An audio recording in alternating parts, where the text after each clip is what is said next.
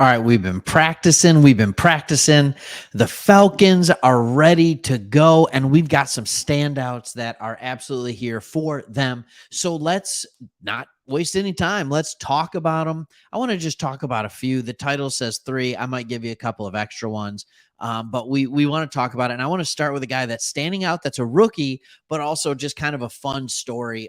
Clark Phillips had an interception that was absolutely remarkable. It was on a deep ball, intended for someone who's a little bit better than him, Drake London, your best wide receiver. He first reached out, batted it away, and then when the ball was in the air, he stopped where he was going, caught the ball for an interception. The sidelines went absolutely nuts. They were having a great time.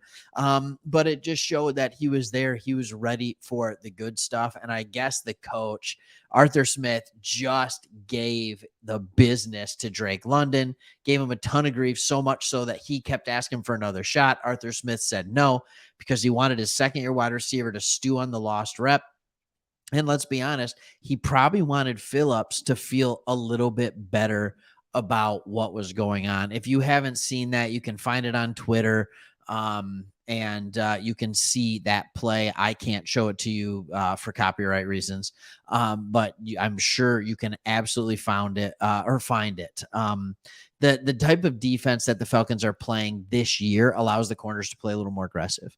So I think you're going to see more interceptions. They're going to lose at times, but they're going to play a little more aggressive. When you have Jesse Bates in the back end, it allows your corners to play more aggressive because he's going to take care of some things on the backside. And what he said was he loves what's going on in the secondary right now, that it's scrappy out there. But also, Smith said, overall, I feel great. We have the right guys. We have guys that want to compete, and the great teams and the great players in the history of sports, usually they want to practice hard, and that's what they have going on with this. Another standout is one that I think we all expect to be a standout, but he's doing it in some ways that are absolutely unexpected. And that is Bijan Robinson. We know this guy is legit. We know this guy is the truth. He was a top 10 pick for a reason. He was maybe the best player in college football last year. Definitely the best running back, but he ran a play, and I'm watching it right now. If you see my eyes away from the screen, where he puts on this double move on Anderson, the linebacker, on Troy Anderson, where he goes to the inside, puts a hard plant to the outside. I mean, he runs this thing like a wide receiver, and he leaves Anderson so far in the dust. It's ridiculous. And it makes you wonder, like, is this dude going to be catching passes like crazy too? I think they might have something very, very legit here. And we all knew Bijan was good. I had my hesitations with him.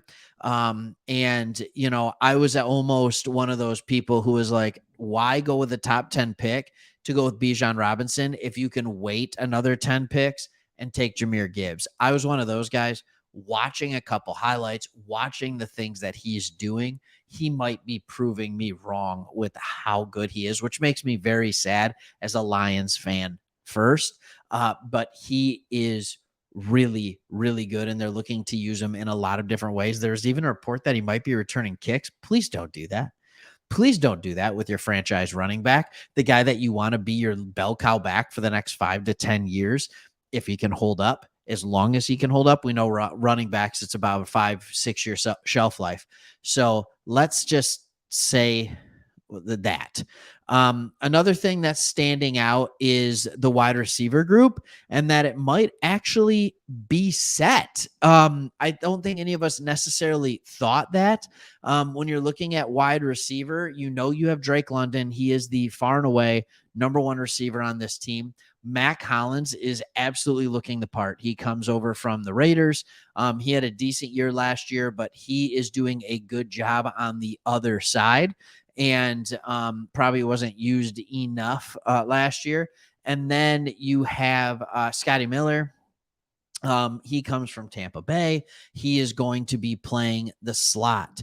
They're also saying that Kadero Hodge should be playing some more. I don't think this is a particularly deep group.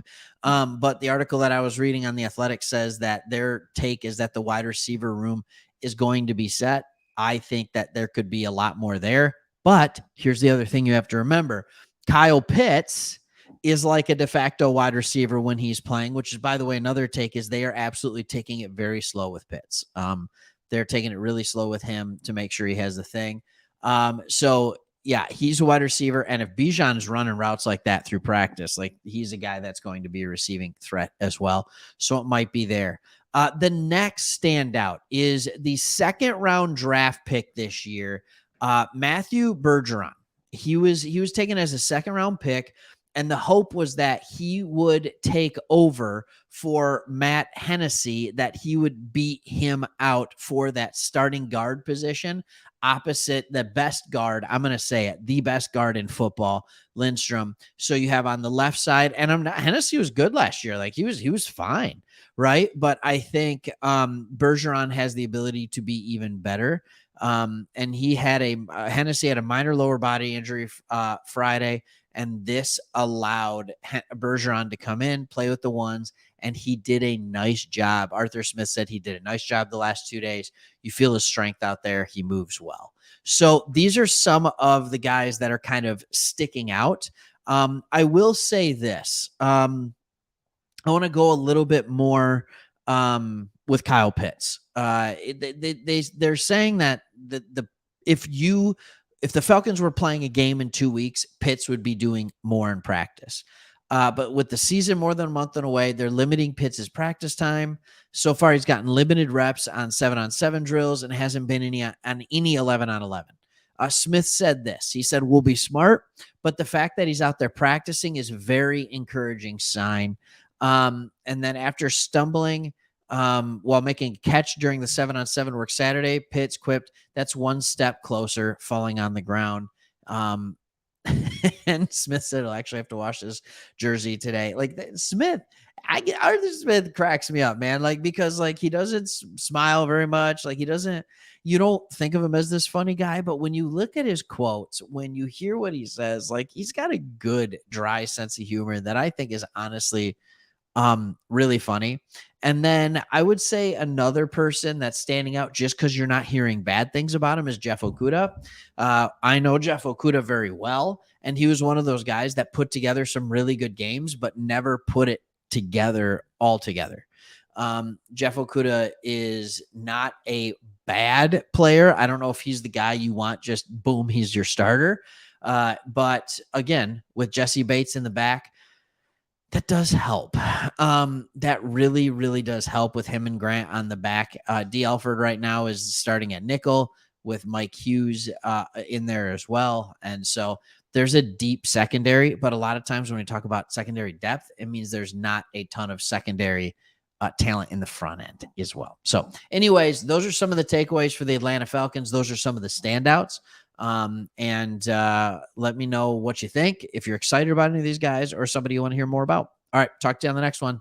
Hit the subscribe button, and we'll see you later.